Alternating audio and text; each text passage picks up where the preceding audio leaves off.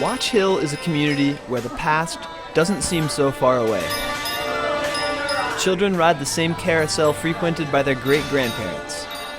And the longevity of businesses and other institutions is measured in decades rather than years. There's been mega growth everywhere in this country. But in the 60 years that I've lived here, you can still go to a lot of places, and they were like when I was 15 or 16.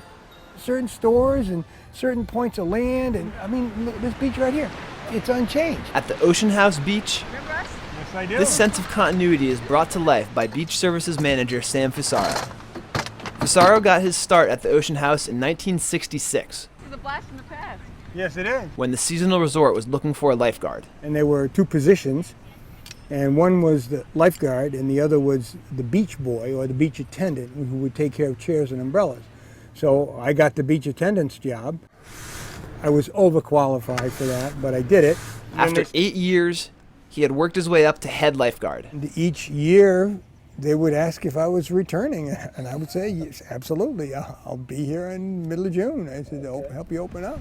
Fusaro spent the off-season traveling around the country, getting married and having 2 sons along the way, but always returning home for summers in Watch Hill. One of the most phenomenal things was you could watch somebody arrive sour and leave mellow in 3 days, you know. In 2001, with the 131-year-old hotel deteriorating, Fusaro moved on. The kids were getting ready to go to college, and it was just a little bit too run down, and we decided that we would just bag it. The Ocean House closed 2 years later, eventually being demolished to make way for a luxurious recreation of the resort. Every time I'd go someplace, or I'd bump into somebody who knew of my former tenure, would say, well, the Ocean House is half done. You think you're going to come back?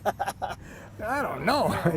And people, yeah, you got to come back. You got to come back. Okay. I want to make sure that this food service is flawless. But he wasn't convinced to return until he met Chuck Royce, the lead investor in the $146 million project at the building's topping off ceremony. Somebody said, Sammy the lifeguard's here. And I never met him to this point. And he turned around and he goes, where is he? Mr. Royce is going, where is he? Royce invited Fusaro to speak at the ceremony, which paved the way for what is now a full-time job he hopes to keep until he retires. Hey, you got the greatest job in the world. I've heard that a couple different times. I tend to agree with that. I mean, look at the surroundings. The air is always fresh. The people are always friendly. The water is always clean and refreshing.